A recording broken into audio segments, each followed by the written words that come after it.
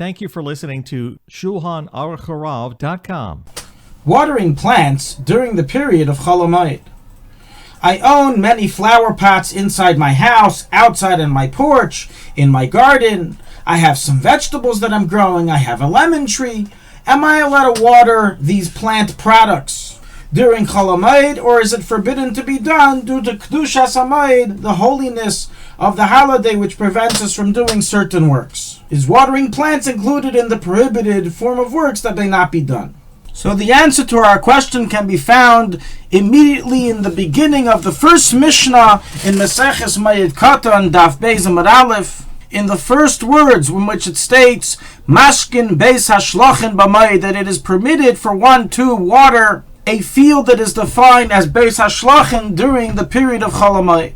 Now, what is this type of field being referred to in the Mishnah? So in Talmudic text, there's a difference made between a Beis Hashlochin and a Sdei Habal. And the difference is as follows. Beis Hashlochin refers to a field that requires constant irrigation, otherwise the field will be destroyed, while Beis Habal indeed receives rainfall and growth from the rain, although can have added water through irrigation in order to fatten up the produce and make it grow even better. So while Beis Hashlochin requires watering as a necessity, a Sdei Habal requires it only for further benefit.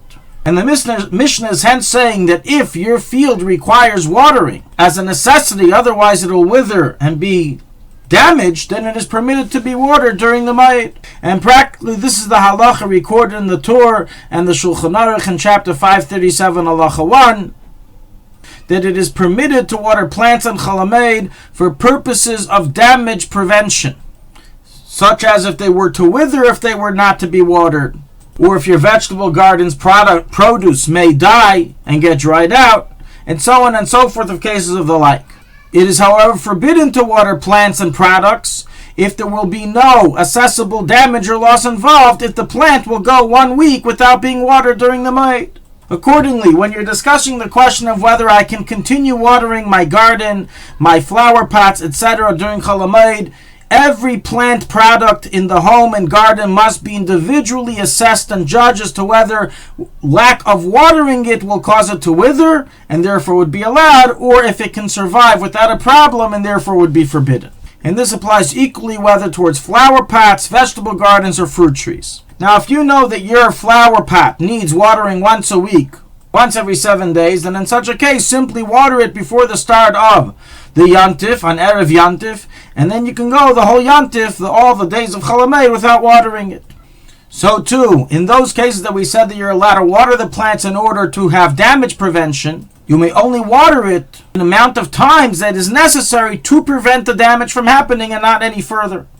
Now, based on what we just explained, am I allowed to wash my hands over grass or over plants if I have absolutely no intent to water the plant, but it happens to automatically occur through me pouring the water over my hands? So I understand that to water plants intentionally when they don't have a need for it to be done, meaning no damage will happen to the plants if I don't water it, is forbidden to be done, as we just clarified. What if I have no intention to water the plants and water just happens to get on them because I want to wash my hands here over the grass? So practically it is permitted for this to be done from the letter of the law, as one has no intent here to do a malach of watering and it's just a psik reishe. Nevertheless, some poskim are stringent not to spill water over plants during Chol Hamoed, even in the process of washing, being that nonetheless it is an inevitable occurrence that the plants will receive irrigation through you doing so, which, as we said before, is only allowed to be done for loss prevention. Thank you for listening to Shulchanaruchharav.com. Our free services of making Torah knowledge available to the public depends on donors like you. Please help us continue our work through making even a small contribution at Shulchanaruchharav.com under the Daily Halacha Dedication section or in the subscription page. Also, check out our online courses and many sefarim available for purchase that will both enhance your Torah knowledge and help support our work.